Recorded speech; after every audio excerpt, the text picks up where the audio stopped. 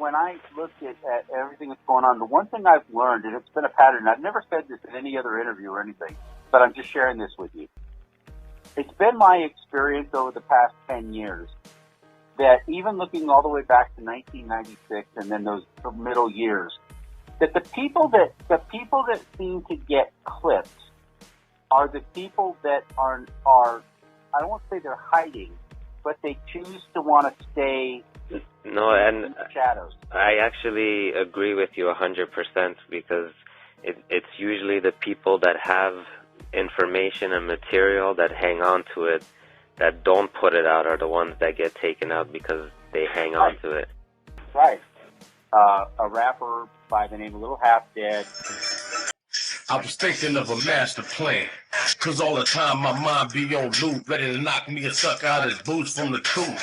I don't play when it comes to my face, so when I come forward, nigga have it ready. Hold steady while I get my cash before I pop hot lead in your ass. Snoop's cousin had allegedly given a demo to Tupac to listen to, and sometime after he had given him the demo, Tupac released a song called Brenda's Got a Baby. Now Brenda's belly's getting bigger, but no one seems to notice any change in her figure. She's 12 years old and she's having a baby. In love with the sex and her crazy. And your aunt also thinks that'll be with her forever. And that Little Half Dead was upset because Little Half Dead thought that Tupac ripped off his song. And we say, okay, fine. Let's stop there for a minute. Okay, did Tupac rip off Little Half Dead's song? Well, we don't know. At the end of the day, we don't know what the tape was that Little Half Dead gave Tupac, but demo stealing was happening all over the place. Everybody was ripping off demos. And now, so you ask yourself, okay, well, wait a minute. Everybody saw Tupac write Brenda's Got a Baby. He's in the studio. He wrote it, clearly wrote it. What's up, man? Yo, I got a question. You know that video you made when you do that, when that girl had to do that baby in the dumpster? Yeah. What inspired you to make that song in that video? I was reading New York Post when I was doing the movie Juice, and it was this story. It started out to be this big story about this family who died because they didn't have heat and they left the gas on. Everybody died except for this girl. She moved in with her cousin, second cousin. She started dating her second cousin. He got her pregnant. Nobody noticed she was pregnant. I was like, dang, and nobody talks about that. No young black males, no black males talk about black females like we should. We need to take more responsibility for our sisters, because if we don't, who will? Okay, so is it possible that he ripped off Little Half Dead? Well, we say it doesn't really matter if he did or didn't. Little Half Dead thought he got ripped off. Exactly. Now, there's a big difference there because the two can be compatible with each other. They're not mutually exclusive. Little Half Dead could have just thought that he got ripped off. But if he believes that, that's all it takes. Okay? That's it. And we also don't know whether or not Little Half Dead might have just been telling other people that Tupac ripped him off. Hey, I wrote that song. That motherfucker took my song. He could have been telling, and we have a couple of people that have said that was what Little Half Dead was saying, that he was claiming that somebody had ripped him off. So whether or not he personally felt it, or whether or not he was just telling other people that, we're not saying that Tupac ripped off Brenda's Got a Baby. We're saying that that's what Little Half Dead thought. Exactly. So, and people say all the time, they go, well, Little Half Dead's not that talented. He could never write a song like that. That's not the point. You're probably right. Yeah, you're probably right. You probably can't. But now I'm back on the streets, ain't no packing the heats, I'm packing the beats. And dope raps for the niggas that's crap, and guess what, motherfucker, I'm back. But he may still feel that he could and that he did. And that's at the end of the day all that matters.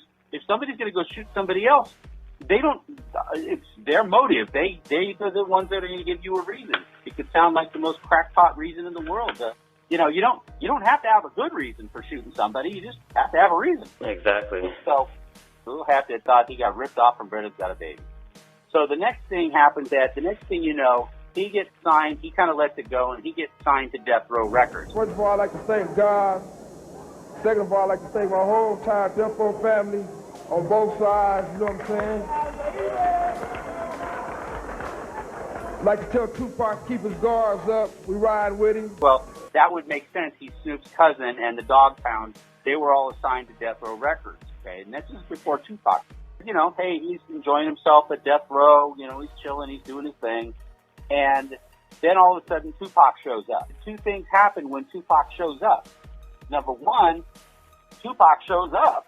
And number two, Lil Halfdead suddenly gets his contract sold from being on Death Row Records. His contract gets sold to Priority Records. Now, anybody that knows anything about the music industry knows that Priority Records was kind of like the B League. They were kind of like the junior league to Death Row's senior league. Yeah, it's like getting sent down to the minors. Exactly. That's exactly right. Great analogy. And Suge Knight didn't even know that Lil Halfdead knew that this deal had been done, but essentially he got sent to the minors when Tupac showed up. To my niggas in the back, we out on bed. To my niggas in the front, we out on bed. Well, to me, that's almost like adding insult to injury, because I apparently, you know, and I can't say this is true, this is speculation, but just looking between the cracks, it would appear to me that if there was any hint of animosity between Lil Halfdead and Tupac because of what Lil Halfdead had alleged, maybe other people had heard it. Maybe they'd heard him complain about it. So Lil Halfdead's contract gets sold to Priority Records. So Lil Halfdead's going to be a recording artist for Priority Records and not Death Row Records. Well, if you're Lil Halfdead at that point, you've got to be pretty pissed off, because now you think a guy's ripped you off. You've made everybody aware of it. You may have told some people about it. Whatever the case might have been, when Tupac shows up at Death Row Records, suddenly you're kicked off the island. You know, you're gone. Well, if you're not already mad about thinking that he stole your song, you're going to be even more mad when you find out that you just got kicked off the island because of this guy Tupac. Here we go! California, get up! Out on bail, fresh out of jail, California dreaming. Soon as I step on the scene, I'm hearing hoochie screaming. Fiending for money and alcohol, the life of a West Side player with cowards die in a strong ball. Only in Cali will we riot, not rally to live and die. In LA we wear chucks, not valleys. Yeah, that's right. Dressed in loafs and khaki suits and ride is what we do. Flossing but have caution, we collide with other truths. You gotta realize one thing. Tupac is death row. I feel I have more than just a business relationship with him. He the type can be like a brother. The next incident that happened, or the next altercation that happened in Reno, Nevada. And it happened where that Lil Halfdead finally decided to confront Tupac about the song and about the idea of getting him kicked down to Priority Records. So he actually confronted Pac about it. Yeah, Lil Halfdead confronted Tupac about it in Reno, Nevada. And Lil Halfdead got beat up very badly by Tupac's posse. Yeah. Not by Tupac, but by his crew, posse. yeah. Right. So he had a good reason to be pissed at Tupac at that point. Yeah. Okay. And they were, sorry to cut you off, and they were in Nevada to film a commercial, is that right? One of the biggest problems I had was that allegedly Halfdead was beat down in Reno. And I could never put Tupac, the Outlaws, and Dogg Pound in Reno. You know, there was no music videos, there was no stories of Reno other than the confession letter. A St. Ides commercial. And the St. Ides commercial was Snoop and Tupac. They went and did it, so lash out and get a glass. Them finally got his own drink, call it Thug Pass. Introducing a special brew made for a sheltered view. I'm thugged out, while Snoop Dogg sipping blue. Whenever you get my over, and I know you won't know why. I'm telling all my people took them bourbons and then that this new tape is guaranteed to get your own. So dip down or skip down, however you get. Blueberry gets my over, let me know if you're with it. So it hit me like a ton of bricks. They filmed the St. Ides commercial in Reno, and the Dogg Pound camp was there, and Tupac and the Outlaws were there. Here's the missing link that you're looking for. Those camps were in Reno. Snoop Dogg, Tupac and the Outlaws, the whole Blood side, and the Crip side. Shortly after that, Halfdead was tipped off to Priority Records. And once I found out about that Reno incident, that was the missing link that made me a believer.